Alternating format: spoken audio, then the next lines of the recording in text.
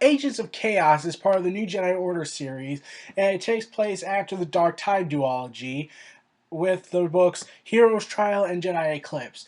Okay, we fast forward to 6 months, and let's just say this: the Yuzun Vong are kicking the New Republic's ass all the way up into the core worlds, and we all know how that works out soon in the ninth book, and I'll get to that in a bit because I can't wait to talk about that because that's my favorite part of this new Jedi Order series other than the Unifying Force, but we'll get to those when we get to those. Um, the New Republic has all these senators arguing amongst themselves, saying we need to do this, no, we need to do that. There's no clear vision, no sense of unity, and the chief of state can't do a thing about it since the Senate has too much power. And I'm pretty certain there's treason going on between them. And also, along with that, we also have other factions building up that are willing to sell out their own, called the Peace Brigade, which has formed in the midst of all this chaos, and they're going ahead and selling out their own kind to aid the enemy to ensure their protection. And the Yuzin Vong, they look at them and say, okay, we're going to kill them later, but it could be of use to us because the Jedi have been viewed as a threat to the Yuzin Vong. So Noman R, the executioner of the Yuzin Vong, hatches a plan to release a toxic spore upon the Jedi Order by letting one of their fellow leaders, a fellow priestess, get captured by the Jedi and the Republic. And that goes about as well as you would expect, because Nomanar has become desperate to regain his status in the government of the Yuzin Vong Empire following his defeat at Helska 4. And, well, yeah.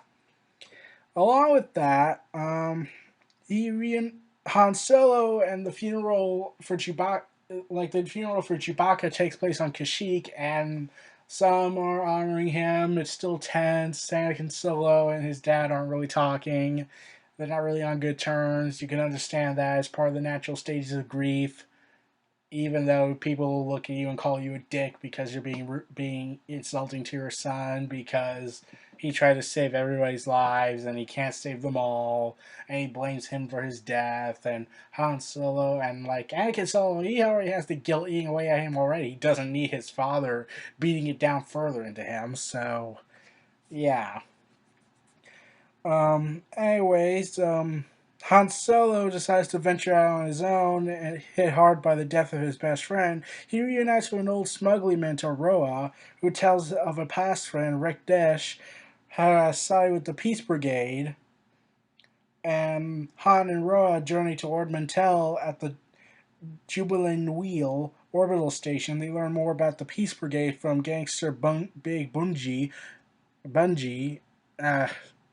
weird, who feels indebted to Han for his role of the death of Jabba the Hutt, who's a character that appeared in the Han Solo adventures, and now they're tying in Episode 6.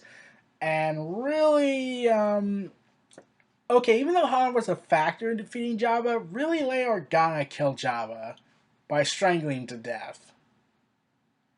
I'm still questioning how that was physically possible. So the Yuzin Vong have attacked Ord Mantell, and the station is engulfed by an immense worm-like creature. The Yuzin Vong invaders capture Roa, but Han is able to scramble to freedom aboard the fleeting Starliner Queen of Empire with the help of Droma. And it starts to become more and more like the situation seems to be very hopeless. Like, let's see, you got the New Republic arguing amongst themselves. You got Han Solo and the Skywalker Solo clan going ahead and doing not arguing amongst themselves over the death of Chewbacca, and now Han Solo striking out on his own for a bit and decides to return.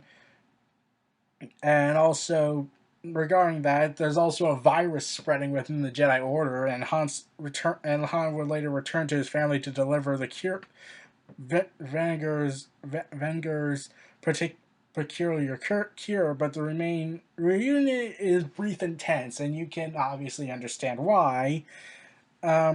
However, he refuses to let his loved ones help out regarding this, and the Yuzin Vong relentless advance has displaced millions of Republic citizens, among them the Ren, and Han returns to his life of a spacer, determined to help Droma find his missing people. Leia Organa, however, works tirelessly with the Senate Select Committee for Refugees. Okay, so let's see if we get this right. You can't mount under defense, but you can mount up a committee for refugees. Okay, like I get this is important, I understand that, but shouldn't public eye drop after that if they have a committee for refugees, but then I have a war committee to handle, a bunch of aliens that have the ability to destroy entire worlds by dropping moons on them? Like, that should really be a concern. So, the Yuuzhan have found unlikely allies with the Hutts, striking a treaty with the gangsters that allow the invaders to accelerate their advance through the Hutt space by sparing the Hutt worlds. So, let's see, you got the Peace Brigades and the Hutts, who probably are still trying to get revenge for what happened to Jabba, the most famous Hutt of them all. So, yeah, the Republic's getting screwed by the minute. And now you learn the definition of consequences, Han, for your actions, because now the Hutts want revenge, and now they see the Yuuzhan as that obvious revenge tactic. Though, really, the Yuuzhan don't trust the Hutts, and in fact purposely use the lonesome gangsters to spread discomfort in the new disinformation to the New Republic, knowing that the Hutts will sell such intelligence to the highest bidder. So now the Hutts are taking advantage of all this and making money off of it. So Peace Brigade, the Hutts, the Yuuzhan, they're basically kicking the Republic's ass. And the Imperial Remnant is still having tense issues, trying to get allies and whatnot. And the Republic's desperate, as we all know, as I've talked about about the other stories.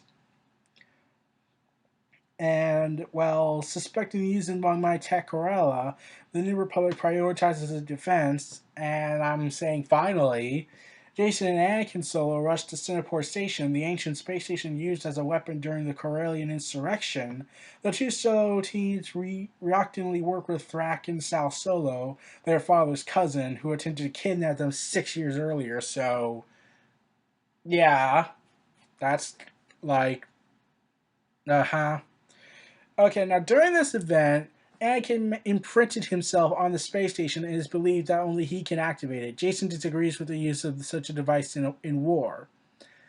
And at the Battle of Grendel, the impulsive Jedi Knight Ruth Skidder lets himself be captured by the Yuuzhan in hopes of getting to study the enemy up close. Yeah, he's royally screwed most likely.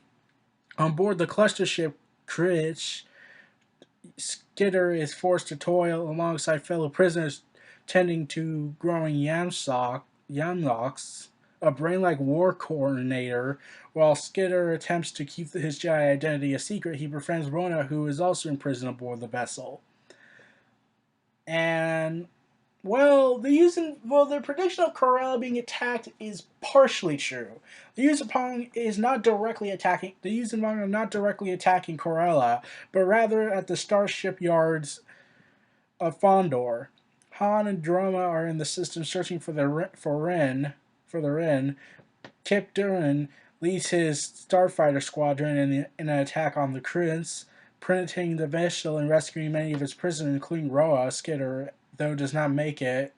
He has been tortured to death by the brain-like creature, war coordinator. So, yeah, I saw that coming.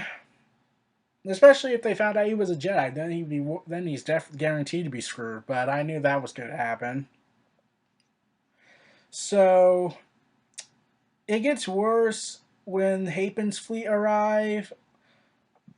So the New Republic is able to rally more support during the Battle of Corella when the Hapen fleet arrive, and Thrak and Sal Solo does something very stupid.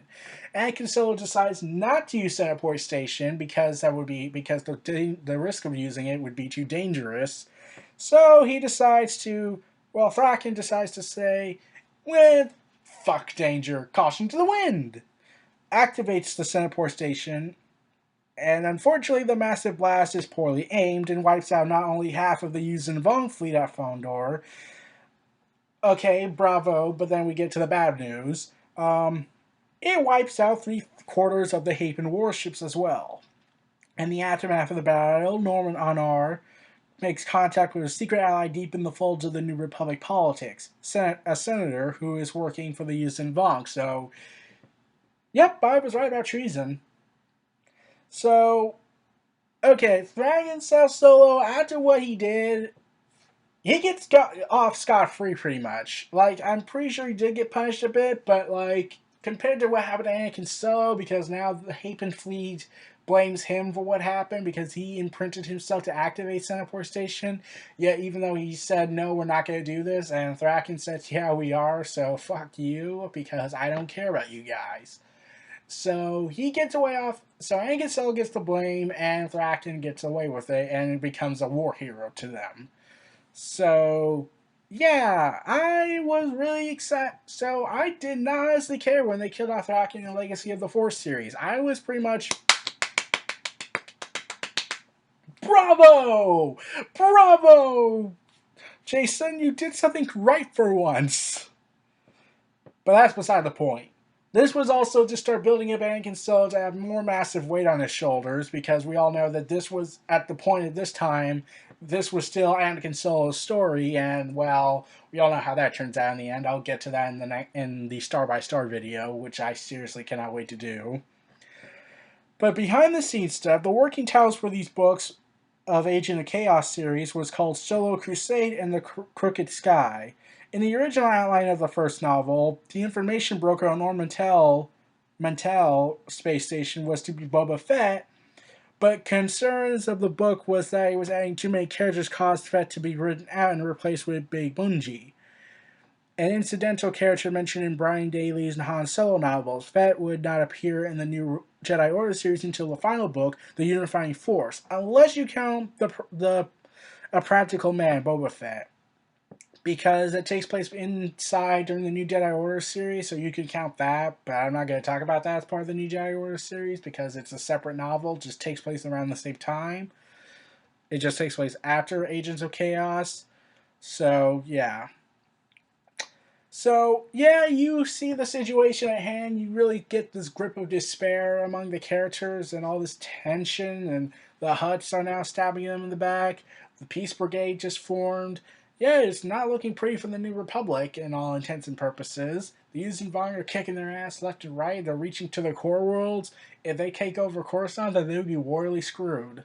So, yeah, those are my thoughts on Agents of Chaos duology. This was Neo Reality Entertainment. Feel free to like, comment, subscribe, and donate. Stay tuned for more.